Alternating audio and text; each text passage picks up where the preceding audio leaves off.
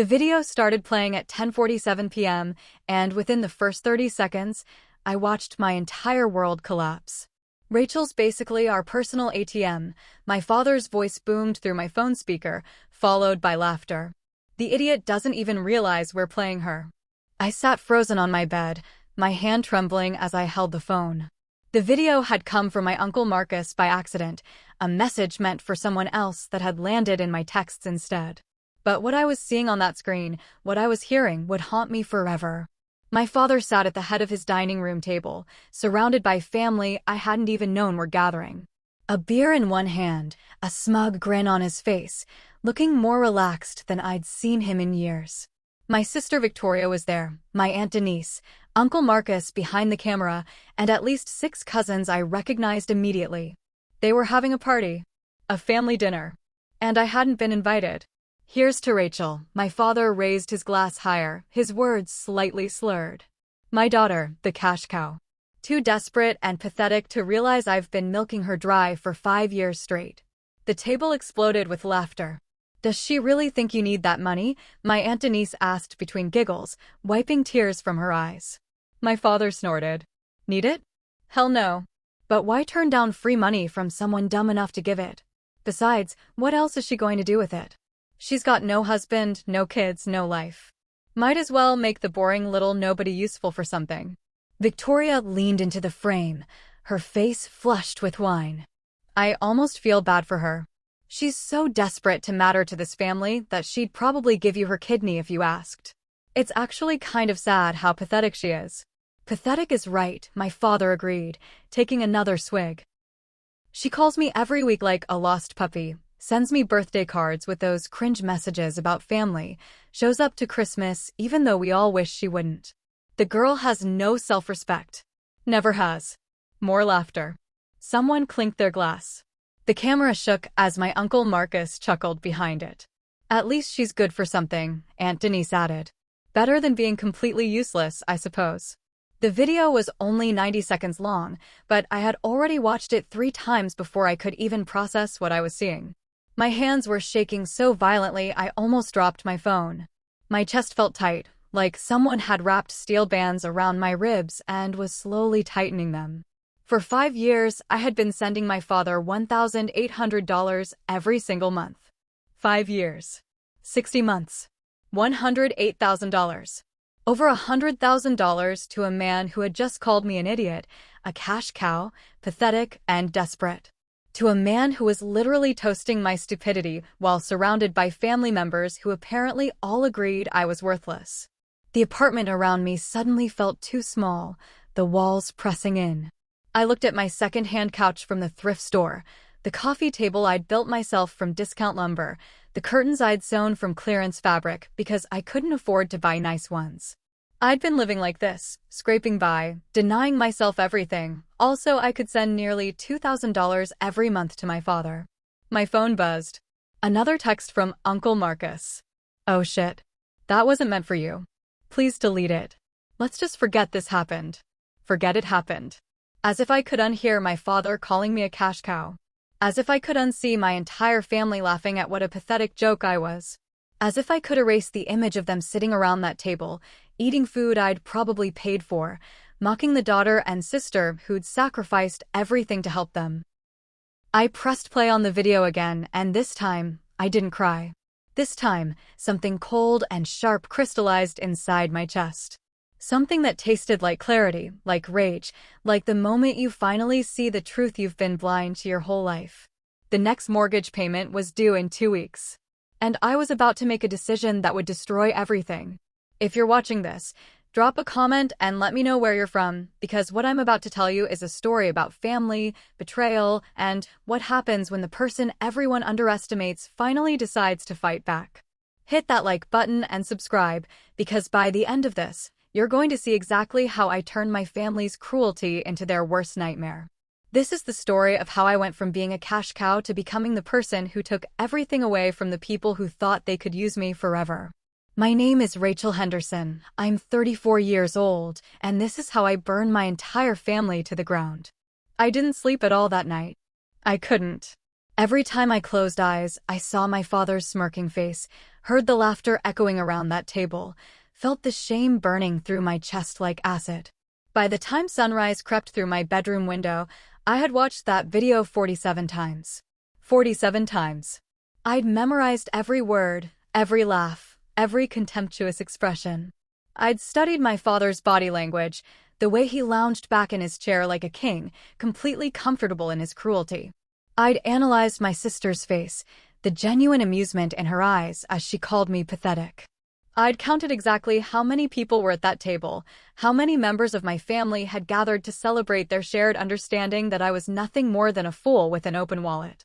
Let me take you back so you understand who I was before that video, because you need to know how this all started. I work as a radiologic technologist at a regional hospital in Columbus, Ohio.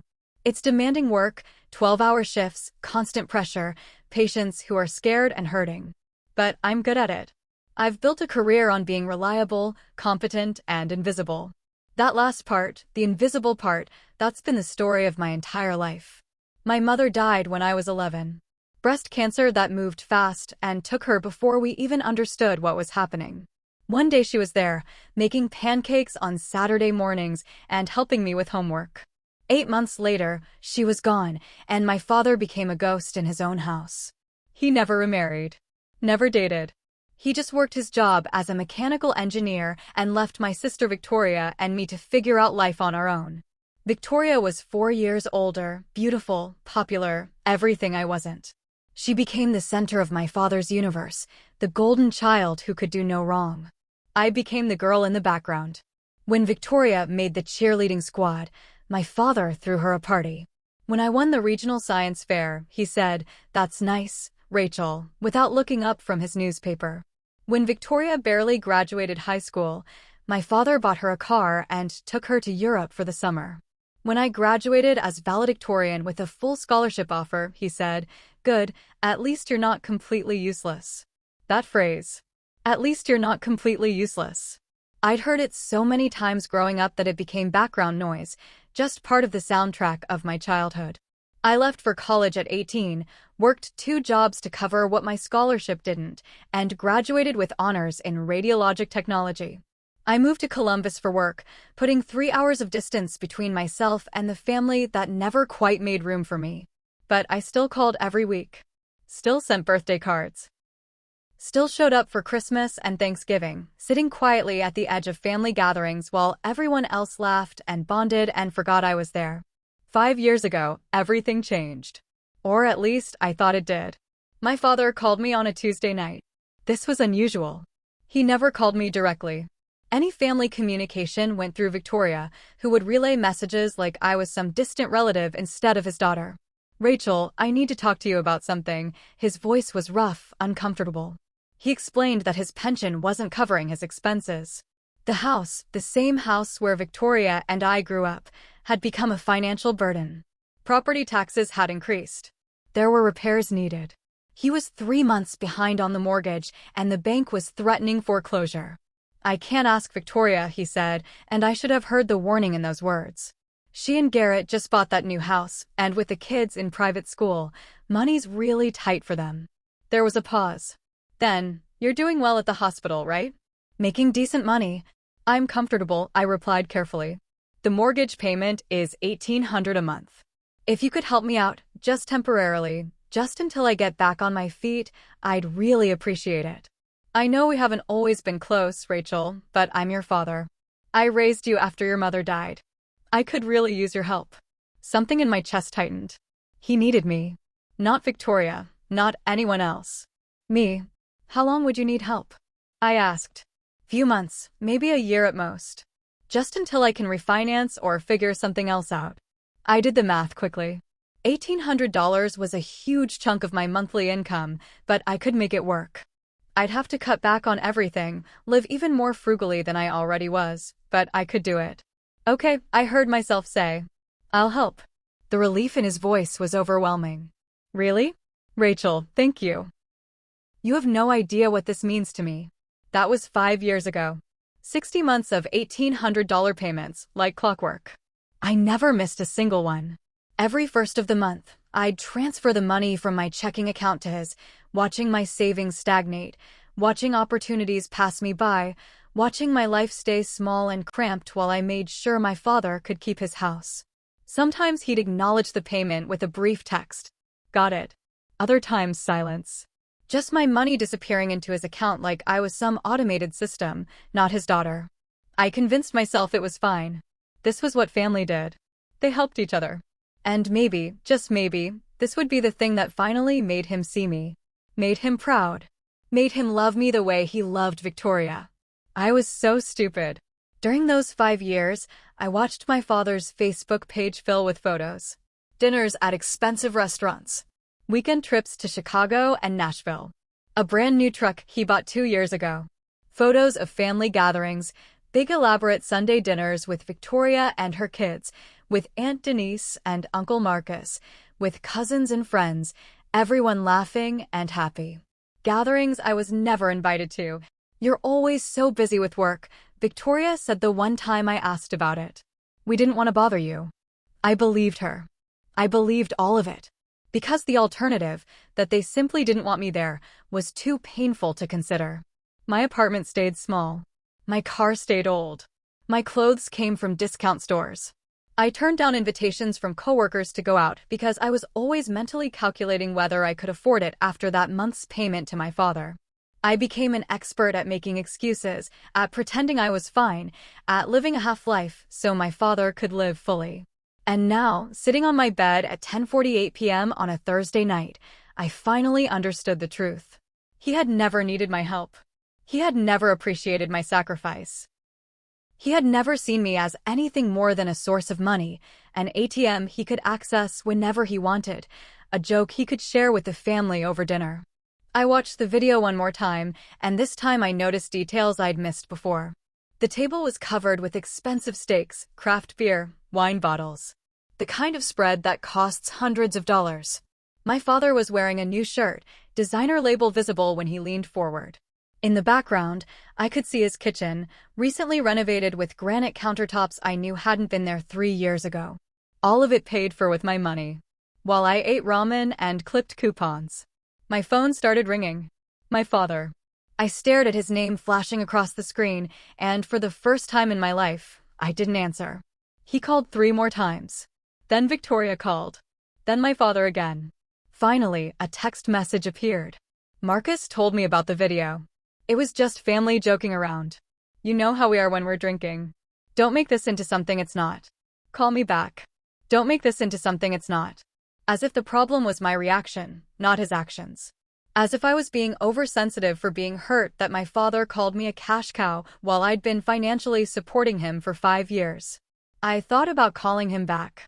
Thought about screaming at him, demanding an explanation, begging him to tell me it wasn't true, that he didn't really think those things about me. But another part of me, the part that had spent decades being overlooked and dismissed, whispered something different. Wait. Think. Plan. I opened my laptop and started working. First, I pulled up my banking app and went through 5 years of transaction history. Every single $1,800 payment, documented with dates and confirmation numbers. I took screenshots of everything, organized them chronologically, and saved them in a folder on my desktop. Then I did something I'd never thought to do before. I called the mortgage company. It was nearly midnight, but their customer service line was 24 hours. A tired-sounding representative answered. Hi, I'm calling about the mortgage account for Thomas Henderson, I said, keeping my voice steady and professional. I'm his daughter, Rachel, and I've been making payments on his behalf for the past 5 years. I need to verify the current status of the account. There was typing on the other end. Okay, I've pulled up the account. Yes, I see regular payments have been made. The account is in good standing. Can you tell me what the remaining balance is? More typing. The current remaining balance is $7,200. My heart stopped. I'm sorry, what? $7,200. At the current payment rate, this mortgage will be paid off completely in 4 months. 4 months. After 5 years of payments, after $108,000, my father was 4 months away from owning his house outright. And he had never mentioned it. Had never said, Rachel, we're almost done, just a few more months. had probably planned to let me keep sending money, pocketing it for himself once the mortgage was clear. "Thank you," I managed to say, and hung up.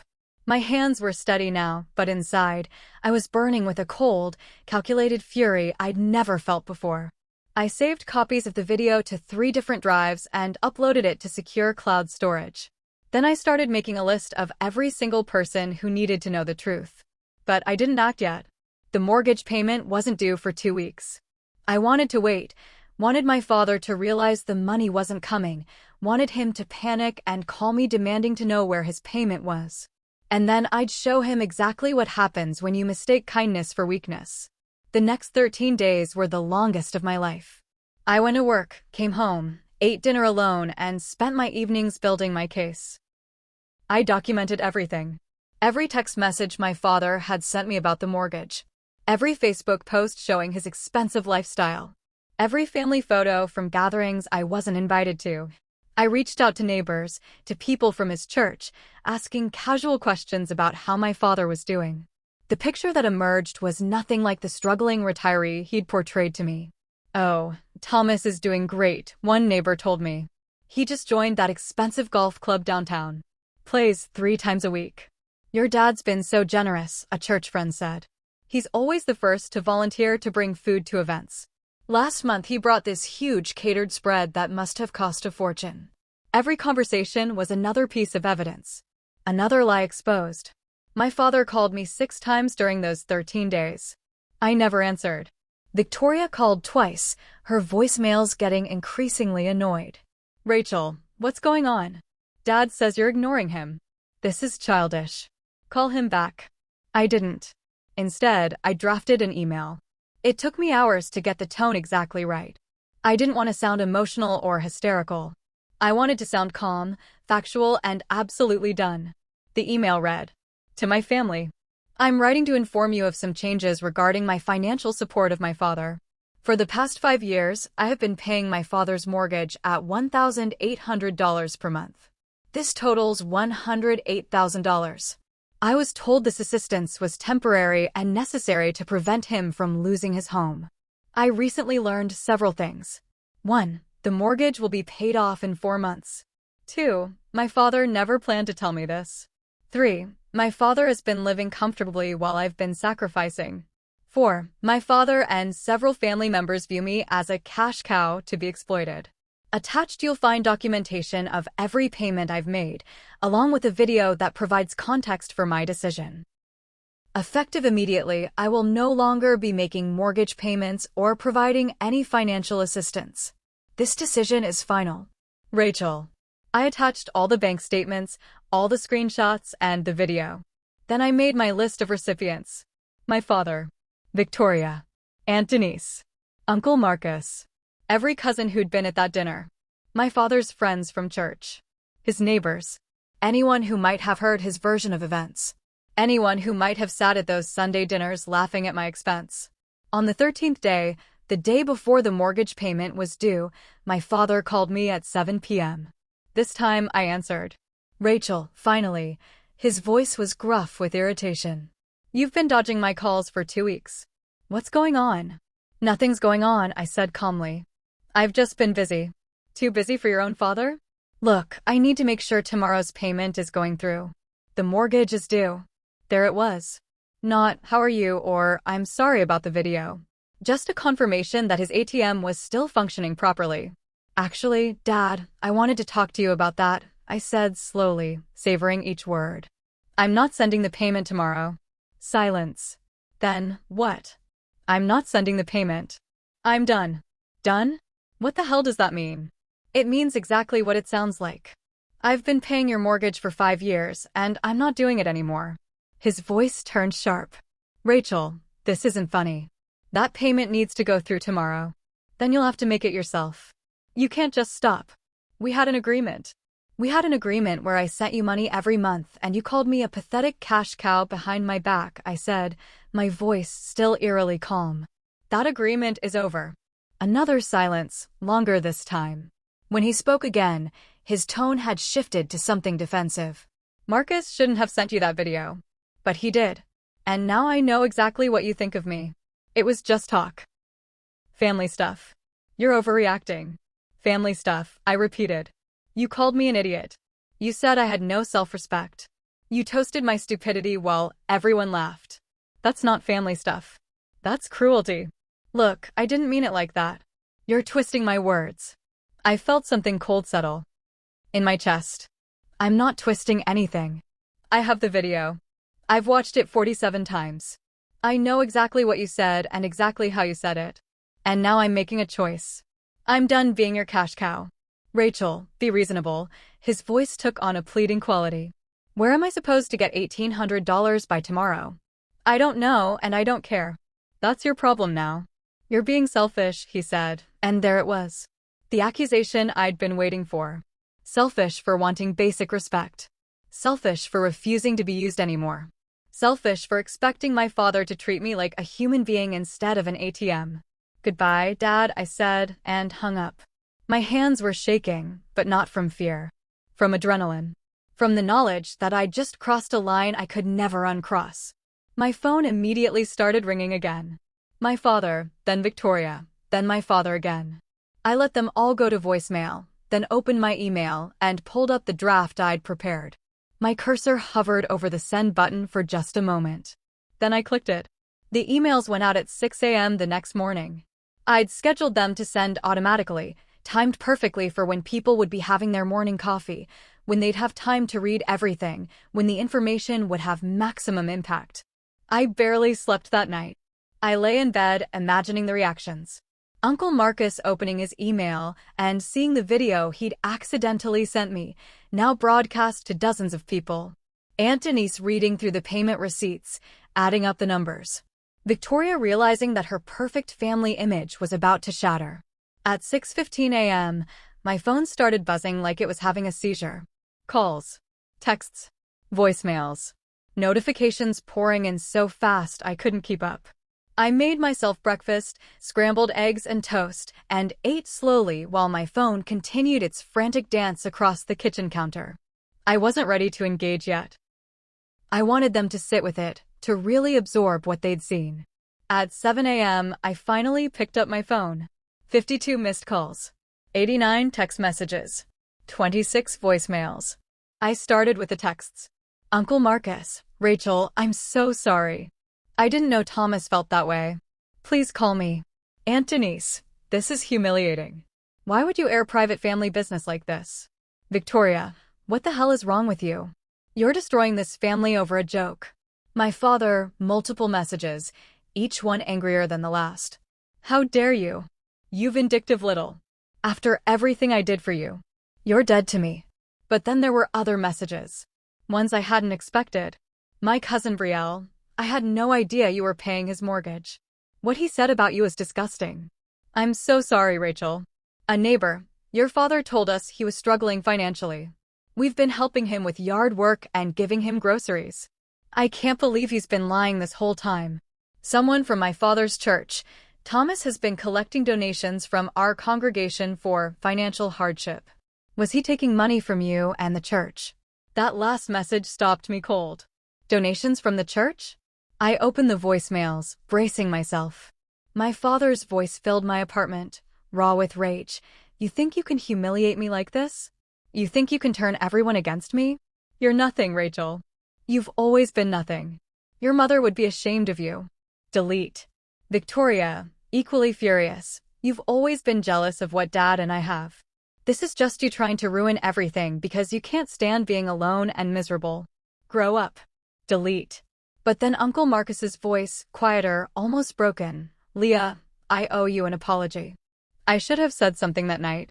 What Thomas said was wrong, and I was wrong to laugh. I'm sorry. I sat with that for a moment. An actual apology. It didn't fix anything, but it was something. I opened Facebook next, which was a mistake. My father had posted, when your own child betrays you and spreads lies to destroy your reputation, you realize you raised a monster. I gave Rachel everything, and this is how she repays me. Praying for guidance. The comments were split down the middle. Families should stick together. Kids these days have no respect. But also, Thomas, I saw the video. You called your daughter a cash cow while she was paying your bills. How is S2 the monster? You accepted money from the church while your daughter was supporting you? This is fraud. I closed the app. My heart was racing, but my hands were steady. At 8:30 a.m., my work phone rang. My boss, Jennifer. Rachel? Are you okay? You're usually here by now. I'd completely forgotten about work. I'm so sorry. Family emergency. Can I work from home today? Of course. Is everything all right? It will be, I said. Thank you. I spent the rest of the morning watching the fallout unfold in real time. More relatives weighed in. More of my father's friends questioned everything they thought they knew about him. Around noon, an unknown number called. Something made me answer. Is this Rachel Henderson? Yes. Who's this?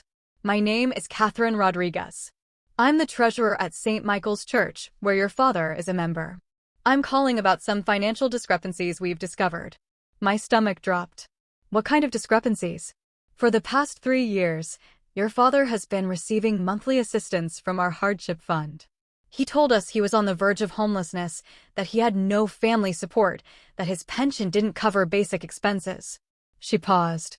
Based on the documentation you sent this morning, those claims appear to be false. 3 years of church assistance while I was sending him $1,800 a month. How much has the church given him? I asked quietly. I'm not at liberty to discuss exact amounts, but it's substantial. The board is meeting this afternoon to discuss legal action. After she hung up, I sat in stunned silence. He hadn't just used me. He'd scammed his church, taking money from people who genuinely wanted to help. People who probably had less than he did. My phone buzzed. A text from my best friend Fiona, who I'd told about the video days ago. Holy shit, Rachel. I've been watching this unfold all morning. Are you okay? I called her. Define okay, I said when she answered. Fair point. This is bigger than I expected. He was taking money from his church, Fiona. For 3 years. While I was paying his mortgage. You're kidding. I wish I was. He's worse than we thought, Fiona said quietly. Way worse. Yeah. How are you feeling? I considered the question honestly. Part of me feels vindicated. Like finally people are seeing the truth. But part of me feels. I trailed off, searching for the word. Guilty. Fiona supplied. Maybe. Like I'm wondering if I went too far. Rachel, no. Listen to me very carefully. You didn't go too far. You told the truth. That's all you did. Everything that's happening now is the consequence of his actions, not yours. She was right. But it didn't make it easier to watch my family implode in real time. By evening, things had escalated further. My father's Facebook post had been shared hundreds of times, but so had screenshots of the receipts I'd sent. People were arguing viciously in the comments. The church had apparently made an announcement during their evening service about misappropriation of charitable funds, and while they hadn't named my father directly, everyone knew.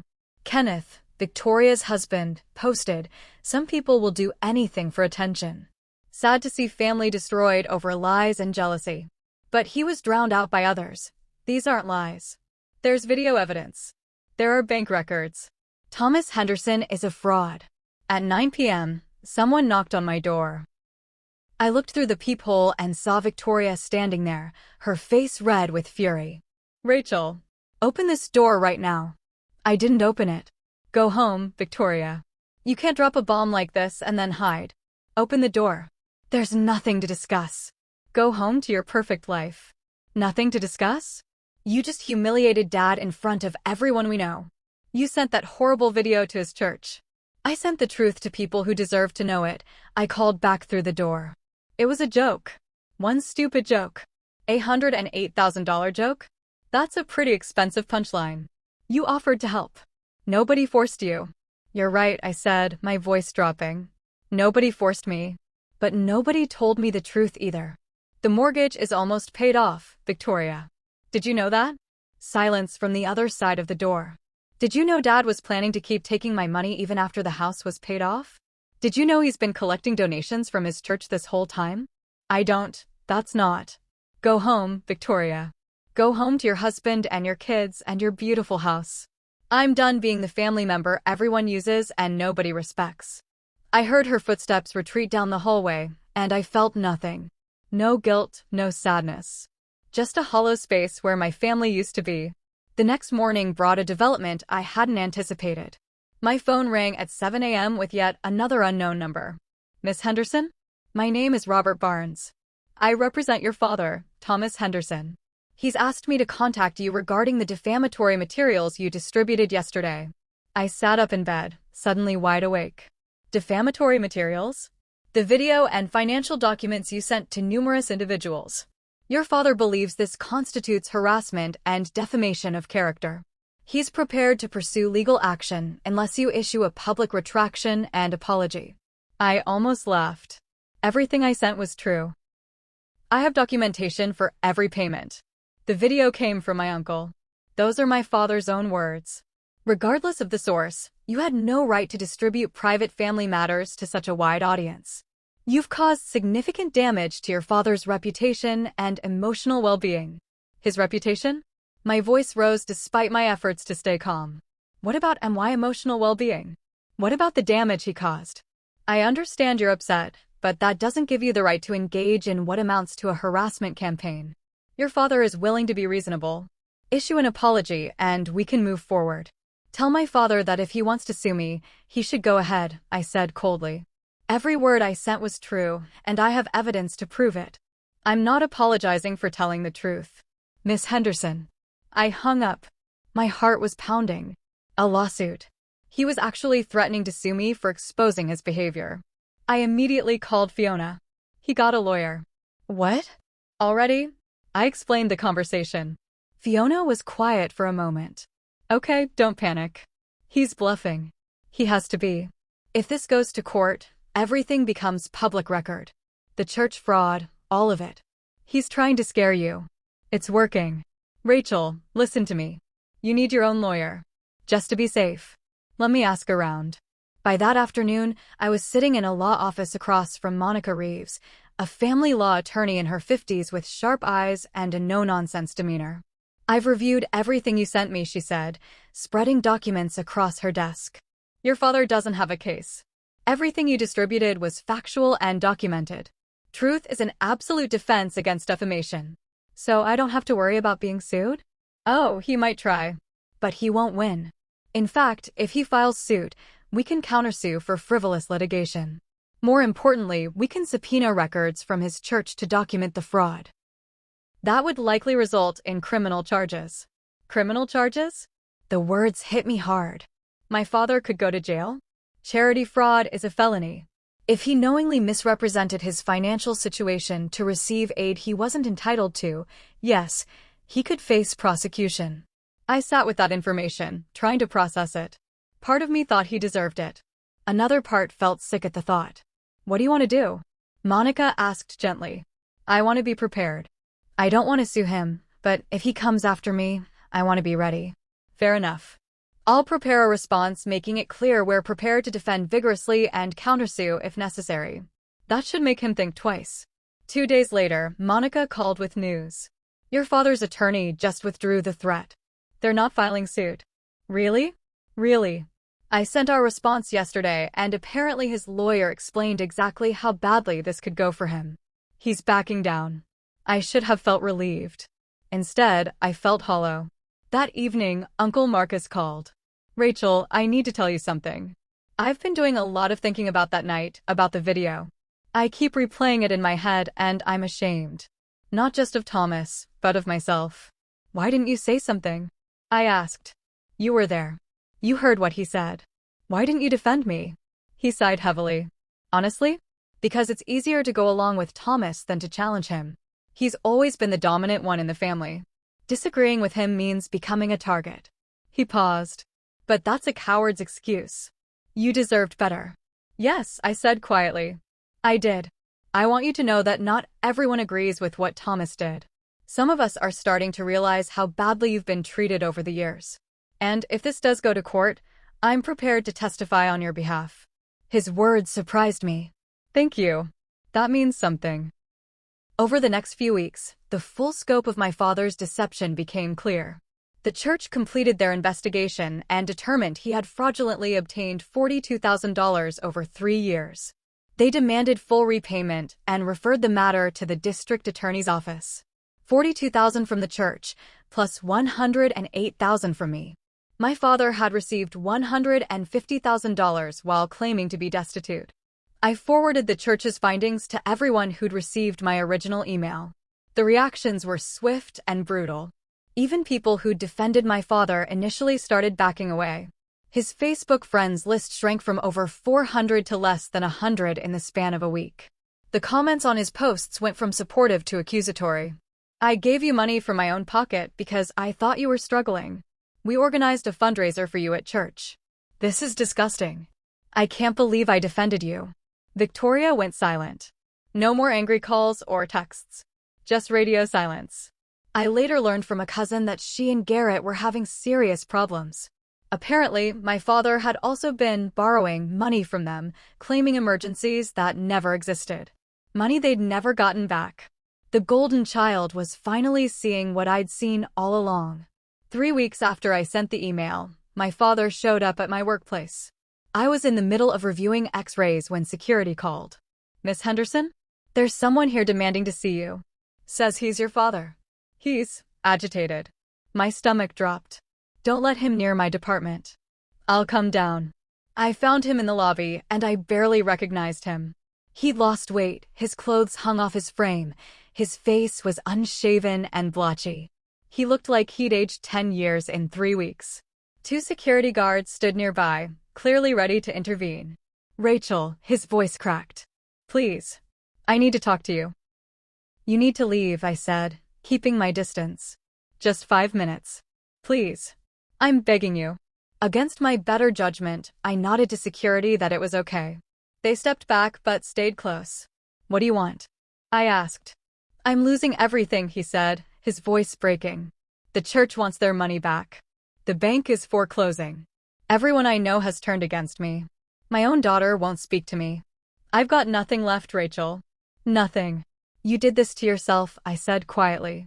I know I did. And I'm sorry. I'm so sorry for what I said, for how I treated you, for everything. I was wrong. I was cruel. And I'm paying for it now." Tears were running down his face. "But please, Rachel. Please. You're my daughter. Help me." I looked at this man, this stranger who'd raised me but never really knew me, and I felt nothing. No anger, no satisfaction, no pity. Just emptiness. "No," I said simply. "Rachel, please. I gave you 5 years of my life. $108,000. I sacrificed everything to help you. And you repaid me by mocking me, using me, and lying to everyone about it. I'm done. If you don't help me, I'm going to lose the house. Your mother's house. Where you grew up." The manipulation was so obvious it was almost funny. "That house stopped being my home a long time ago. And Mom would be ashamed of what you've become." His expression shifted from pleading to angry in an instant. "You're just like her. Weak. Self-righteous. Always playing the victim. And there it is," I said. "The real you. The one who shows up the moment you realize you can't manipulate me anymore. You're going to regret this," he said, his voice low and threatening. "When I'm gone, when you have to live with what you've done, you're going to regret it." I turned to security. "Please escort him out. And add him to the list of people who aren't allowed on hospital property." As they led him away, he shouted back at me. "This is on you, Rachel. All of this is on you." I went back to work, my hands shaking, but my resolve stronger than ever. That night, Victoria finally called. "I heard Dad showed up at your hospital," she said, her voice tired. "He did. Rachel, I need to tell you something. Garrett and I have been going through our finances, and we found out he's been taking money from us too. For years. Small amounts at first, then bigger. He told us it was for emergencies, medical bills, house repairs. We never questioned it because he's our dad." I waited, letting her continue. "I added it all up. It's over $30,000. Money we're never getting back. Money we needed for the kids, for our mortgage, for our future." She took a shaky breath. "And then I started thinking about all the times he talked about you. How he'd say you were too sensitive, too needy, how you were always making problems where there weren't any. And I believed him, Rachel. I believed him because it was easier than admitting he was lying." "Why are you telling me this?" I asked. "Because I owe you an apology. A real one. What I said in that video, what I said after you sent the email, all of it was wrong. You weren't the problem. You were never the problem. It was him. It's always been him. I sat with her words for a long moment. Thank you for saying that. I don't expect you to forgive me, Victoria continued. I don't even know if we can have a relationship after everything. But I needed you to know that I see it now. I see what you've been dealing with your whole life. And I'm sorry I wasn't there for you. I'm sorry I chose him over you every single time. I appreciate that, I said carefully. But Victoria, an apology doesn't erase decades of hurt. It doesn't give me back the years I spent invisible in my own family. I know. I don't know how to fix this. Maybe you can't, I said gently. Maybe some things are just broken. So that's it? We're just done. I don't know. Right now, I'm focused on my own healing. If someday there's space for us to rebuild something, maybe. But that's N. OT today. She was quiet for a moment. Okay, I understand. Take care of yourself, Rachel. You too. After we hung up, I felt a strange mix of sadness and closure. We'd probably never be close, but at least she finally saw the truth. The district attorney's office decided to prosecute my father for charity fraud.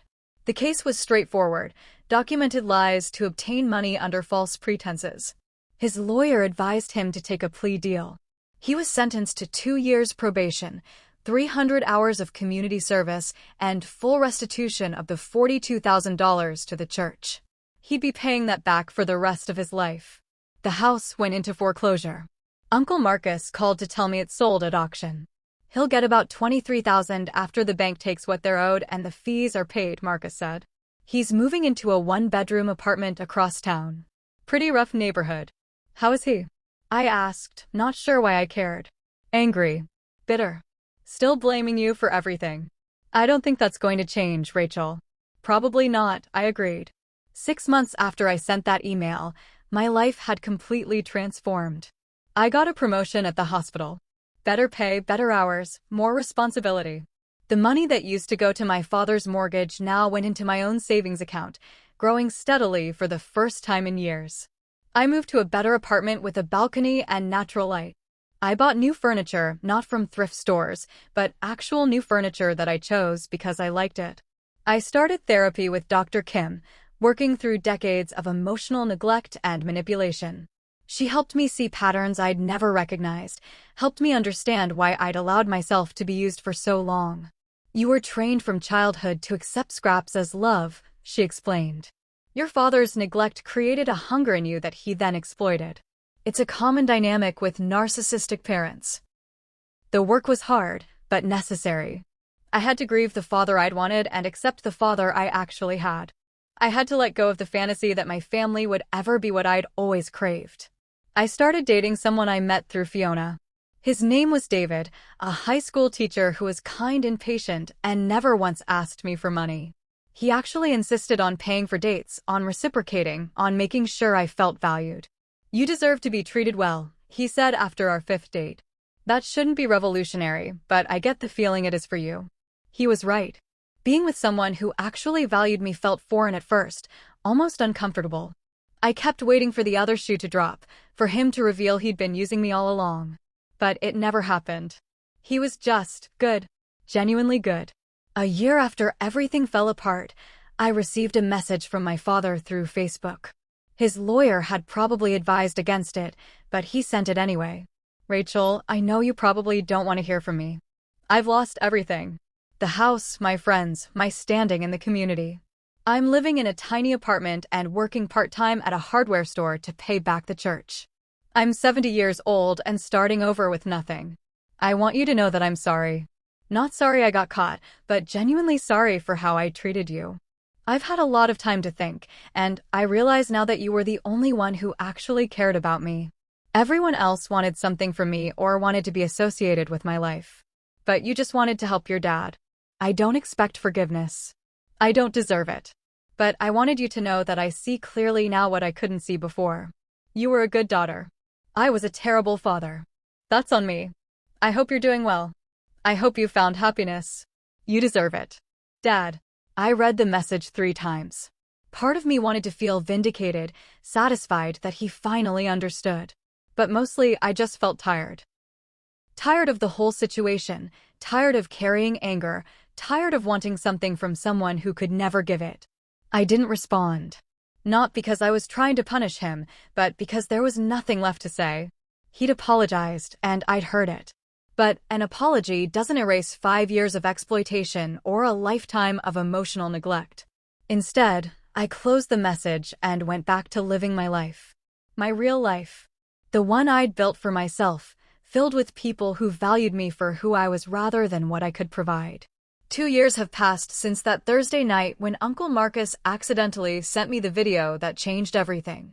My father is still working at that hardware store, still paying back the church, still living in his small apartment. Victoria and I exchange Christmas cards now, polite but distant. Uncle Marcus and I have coffee occasionally, and he's become something of an ally in the family. Most of the extended family split into factions.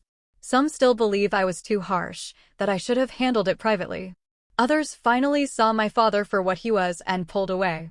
I don't regret what I did. Not the email, not the exposure, not the boundaries I set. Some people say family should forgive and move forward. But those people don't understand what it's like to love someone who sees you as nothing more than a resource to exploit. The truth is, I didn't destroy my family. My family was already broken. I just stopped pretending it wasn't. Today, I'm genuinely happy. I have a career I love, a partner who respects me, friends who actually show up when I need them. I have savings in the bank and plans for the future. I have peace. And peace, I've learned, is worth more than any amount of money or any dysfunctional family's approval. The most valuable lesson I learned wasn't about family or money or betrayal. It was about self-worth. For 34 years, I believed that my value came from what I could do for others, how useful I could be, how much I could sacrifice. I thought if I just gave enough, proved myself enough, I would finally be worthy of love. But that's not how it works. Worth isn't earned through sacrifice. It's inherent. I was valuable all along, even when my family couldn't see it. Even when I couldn't see it myself. If you're watching this and you see yourself in my story, if you're the person everyone takes for granted, the one who always gives and never receives, I want you to hear this. You don't owe anyone your destruction. You don't have to set yourself on fire to keep others warm. Walking away from people who diminish you isn't cruelty. It's survival. People will call you selfish for setting boundaries. They'll accuse you of destroying the family by refusing to be destroyed yourself. They'll paint you as the villain for declining to be their victim. And that tells you everything you need to know about whether they ever really loved you at all. I'll probably never have a relationship with my father again. That's not anger speaking. It's acceptance. Some people aren't capable of being what we need them to be, and continuing to engage with them only perpetuates our own suffering. My father isn't a monster. He's a flawed human being who made selfish choices repeatedly over many years. He's someone who allowed his own needs to completely overshadow any consideration for others.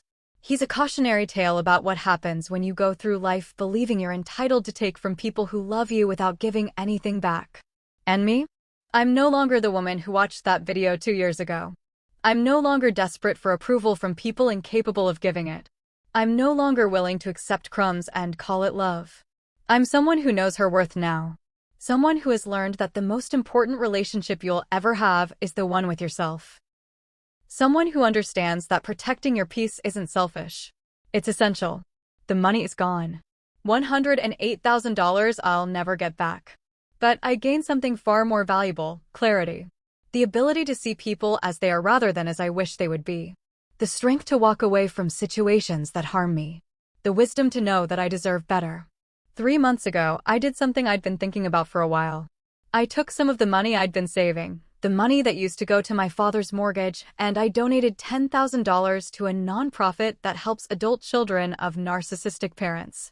Specifically, therapy scholarships for people who couldn't otherwise afford it. The director called me personally. You have no idea how many people need this help but can't access it.